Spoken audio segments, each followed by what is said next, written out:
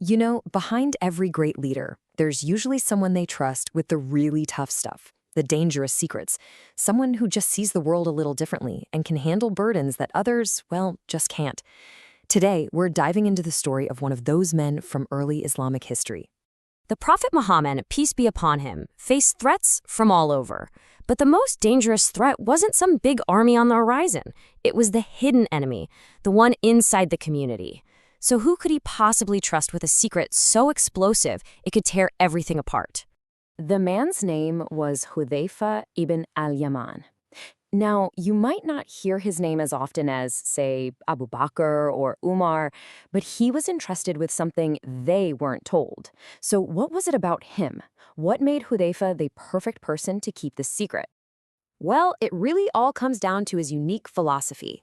His whole way of looking at the world was different, and that mindset made him the perfect guy for spotting hidden dangers and understanding threats. This quote from Hudhayfah himself just says it all, doesn't it? He explained that while everyone else was focused on the path to goodness, he was focused on understanding evil. Not because he was attracted to it, no, but because he knew that if you don't recognize the traps, you are absolutely going to fall into them. Think of it like this. Most of the companions were asking, how can I be a better person? What's the road to paradise? Which are great questions. But Hudhayfah was asking, where are the pitfalls? What are the warning signs of corruption and conspiracy? This gave him this incredible strategic foresight, an ability to see a threat long before it ever became obvious. And look, this wasn't just some abstract idea for him. This mindset was forged in the fire of some of the hardest trials you can imagine, the kind of stuff that would have broken almost anyone else.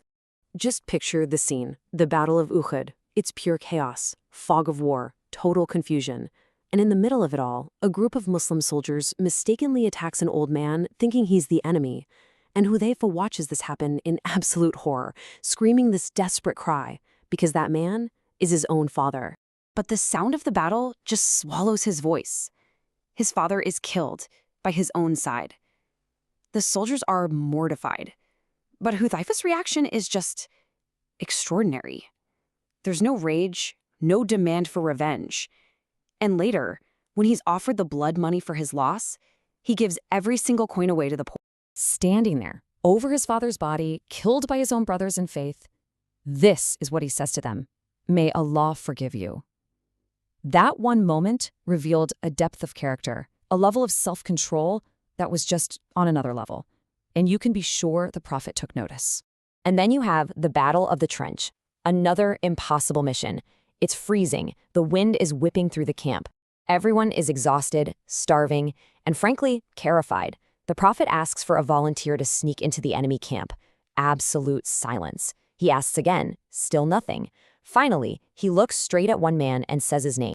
And Hudhayfah just gets up and goes. He slips into the enemy camp, and he gets so close that he sees their leader, Abu Sufyan, standing right there, a perfect target. He actually draws his bow. But then he remembers his orders: gather intel, but do not alarm them, and he puts the arrow down. He chose obedience over a massive tide-turning kill. That's incredible discipline. So this is the man we're talking about. A man shaped by tragedy, proven in the most intense situations imaginable. And this is why the Prophet trusted him with the most dangerous secret of all, the list of the hypocrites. Now, let's be really clear about what hypocrites meant here. These weren't just people having doubts, they were an internal enemy, a secret group actively working to sabotage the community from the inside. Knowing their names was like holding a social and political atom bomb. So after the Prophet passed away, Umar is the caliph. He's one of the most powerful and righteous leaders in history. But he was constantly worried about the state of his own heart. So he goes to Hudhayfah in private and asks him this terrifying question. He's basically asking, am I on that list? Hudhayfah's answer is just brilliant. So careful. First, he eases Omar's mind. But then, with that second part, and I will not vouch for anyone after you, he slams the door shut, forever. He's sending a clear message. The secret archive is now permanently closed. No one else ever gets an answer. And this had a really dramatic, real-world impact. Umar, the leader of the entire community, started using Hudhayfah as his guide. Whenever someone important died, Umar would just watch. If Hudhayfah, the keeper of the secret, went to the funeral prayer, Umar knew the person wasn't on the list and he would pray too. But if Hudhayfah stayed away, so did the caliph. But holding on to that secret list wasn't Hudhayfah's only legacy. That unique foresight of his, that ability to see a crisis brewing before anyone else, led to another absolutely monumental contribution to the entire Muslim world. Years later, he's out on the frontiers of the empire, and he notices something really disturbing. Soldiers from different parts of the world, like Syria and Iraq, were arguing about how to recite the Qur'an. Their different dialects were leading to serious fights, even accusations of disbelief.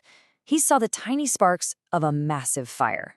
He didn't just send a letter, he dropped everything. He raced back from the front lines to the capital and burst in to see the Caliph Uthman with this urgent plea.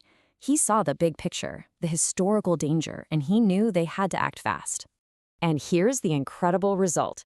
Because of Hudhayfah's direct warning, Caliph Uthman launched the project to compile all the revelations into one single, standardized text, the Mus'haf that we have to this very day.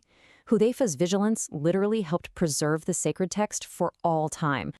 So after a life lived with such heavy responsibilities, how does the story of a man like this end? Well, his final moments really captured the principles he lived by his entire life. As he lay dying, he wasn't afraid. He whispered these words, almost welcoming death like an old friend he'd been waiting for. And that last part, never succeeds the one who regrets, that shows a man completely at peace with his choices, with the incredible burdens he carried. And so, he passed away. And that list, that explosive secret he guarded so faithfully for all those years, it was never spoken. It was buried with him, a final, silent testament to his unbelievable trustworthiness. The story of Hudhayfah really leaves us with a powerful question, doesn't it?